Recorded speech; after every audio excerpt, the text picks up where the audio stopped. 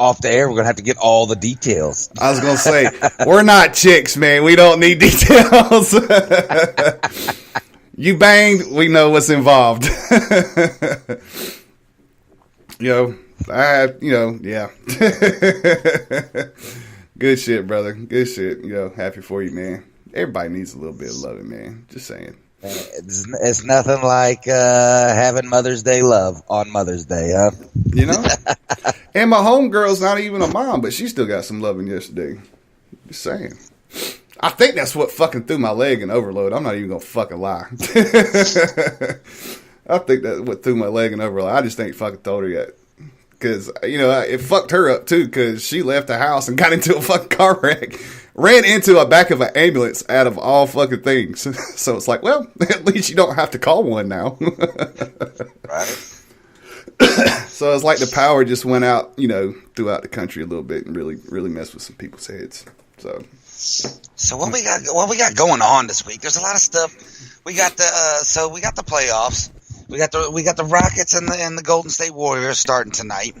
I know this weekend is opening weekend for another fantastic Marvel movie, in which now we're going rated R and a little bit more funkier with Deadpool, the sequel to Deadpool. That's coming out this weekend.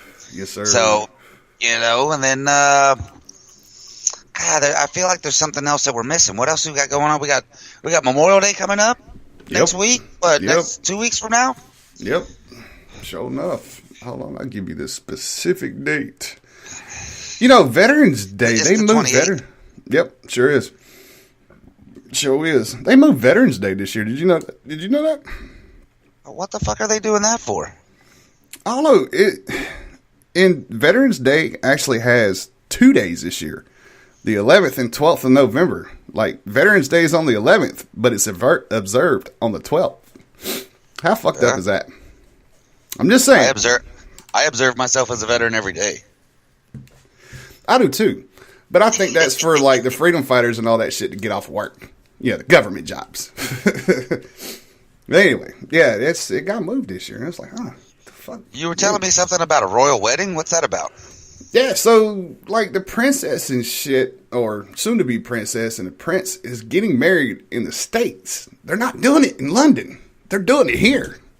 And it's pissing people off in London because the States are saying it's going to cost them like $75,000, which I think is an understatement for a royal wedding. Don't you think? Wouldn't you think it'd be more than $75,000? Just saying. I mean, maybe they're on a budget. Right. They just popped out some babies, so they're a little strict on their paycheck right now. Oh, that was totally a joke. Those motherfuckers got more money they know what to do with. Oh, yeah. They probably got golden lace toilet paper, you know what I mean? Golden lace toilet paper with dude, I put in a $500 toilet seat one time. Get out. $500 for a fucking toilet seat. What the fuck? Does it wipe your ass for you every time you shit, or what? Why is it $500? Please explain. You got a seat warmer. You got a seat cooler. You got a radio and a TV. So, yeah, it's like you put this motherfucker on, and on the right-hand side, it's like you're pulling up. Remember the old school chairs back in school where you could actually pull the side of it up and put it in front of you so you could actually write and shit? Well, that's how the radio. Desk, yeah, that's how the radio and the TV is.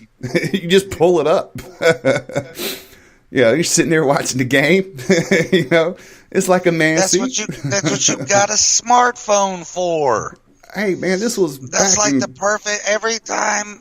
perfect time to scroll through your phone is when you're sitting on a toilet handling your business. That's when you could catch up on life. Hey, you know what I mean? Just undisturbed and just sit there and scroll through your social media. This was back in 2003. We didn't have smartphones. So what? He had a smart toilet instead? Exactly. I mean, god damn. Exactly. There's just no way you're going to catch me with a $500 toilet seat. Fuck that. If you had the money, you would. I would not. I can spend that on other shit. There's some things I would splurge on. Like, if I had the money, if we're talking about dream scenario, I would have like the biggest man cave slash entertainment room anybody's ever had in their life. I'm talking about big screen, projection screen, movie theater, surround sound with the lights and every video game system and game, movies and all that shit. But Ricky, a toilet's a toilet. You know what I mean? Ricky, I don't need to upgrade my toilet. I mean, you're talking to a guy who's been over in Iraq. I've literally shit on things before and off things like it was a competition. I mean, I sat on a wing of an old fucking plane and shit off of it just for fun. All right, don't need a $500 toilet to make a number 2. Well, Ricky Hendricks Jr., when he was 21 years old, this was right before him and some of his crew passed. Me and the guy was in charge of actually doing the bar in his man cave / entertainment room. Holy fuck. Dude had like 15 black lazy boy recliners with the projection screen. Nintendo, Super Nintendo, Sega, the 64. Shit you not, dude. Like, we walked in this motherfucker's house, and there's girls and guys laid out all over the fucking living room. And we're walking over to the bathroom to put the fucking faucet on the fucking big-ass cast iron fucking tub that's in the middle of the fucking bathroom out of all places. In the middle of the bathroom. Not in the corner, not against the wall. It's in the middle of the room. Big enough for my 6'6" ass to fit in and submerge myself. So, and you're looking at this guy's bedroom. He doesn't have walls. He has glass walls. Like all 4. You can see the fucking jacuzzi and the pool falling into the fucking lake.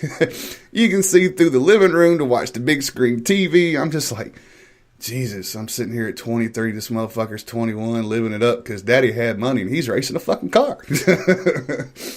Yeah, I was a little jealous. Just saying. I want to race a car. That's fantastic. Oh, dude, fantastic was not.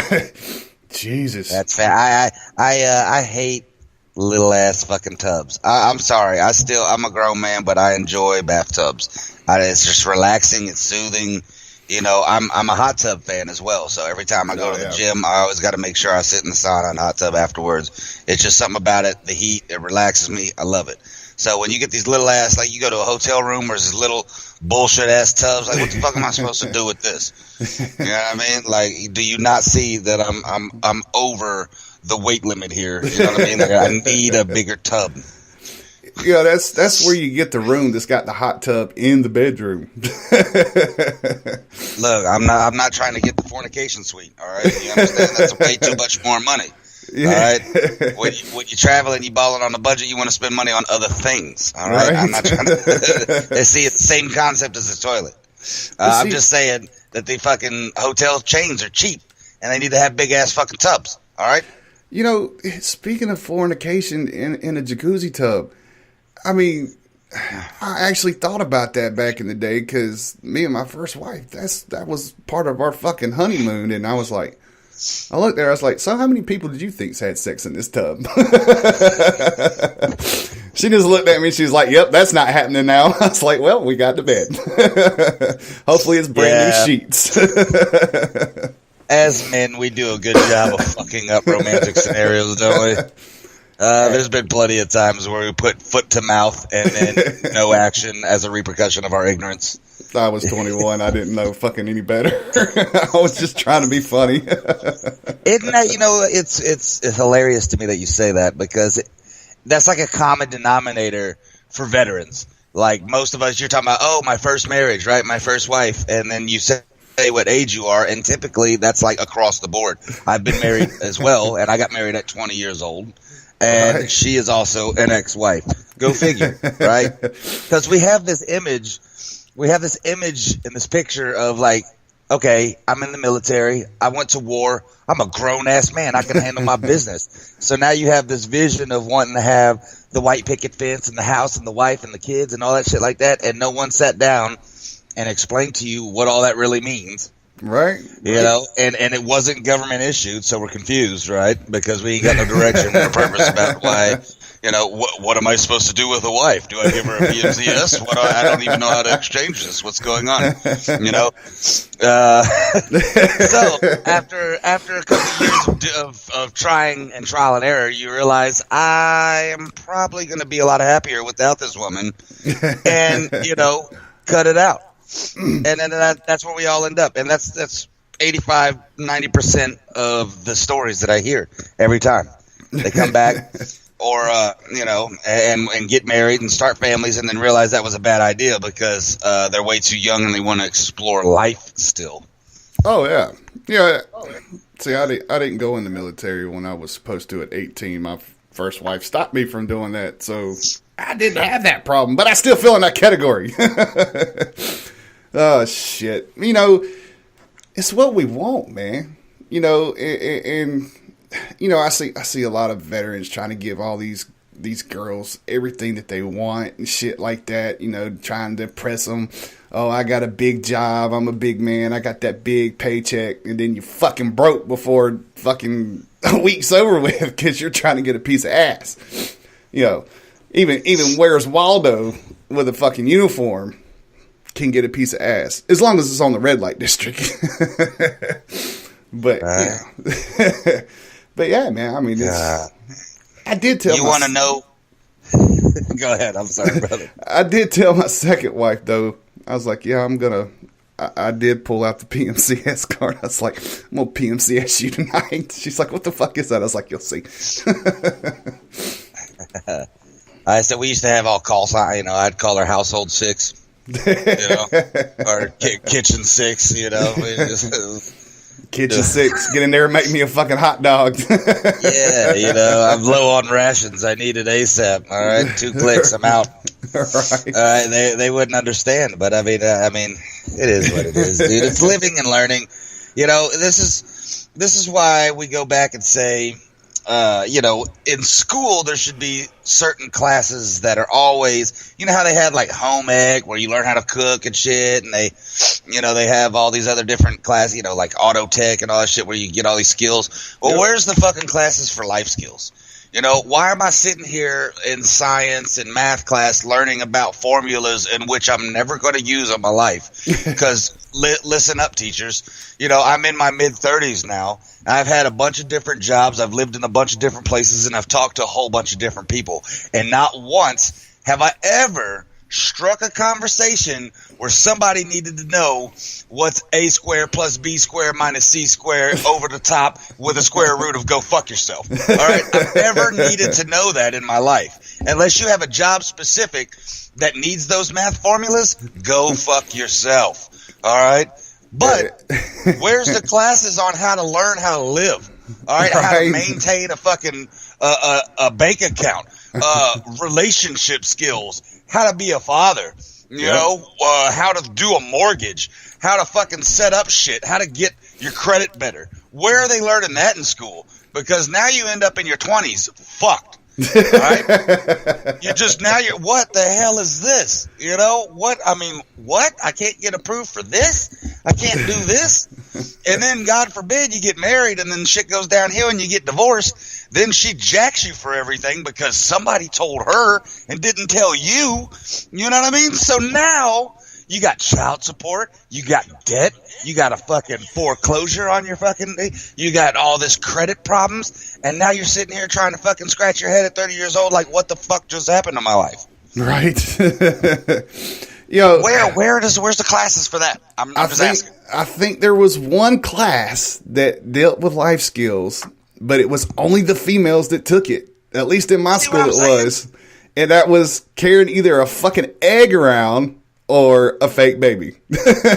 Try to learn how to be a mom.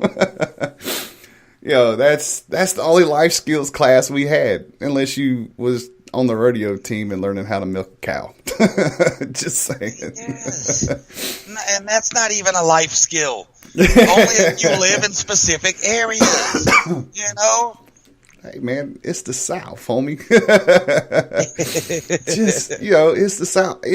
There are some schools, you're right though, man. I mean, you had your shop class, you had all this stuff, man. But, that is something that that I think they should concentrate more in schools and coming out of the military.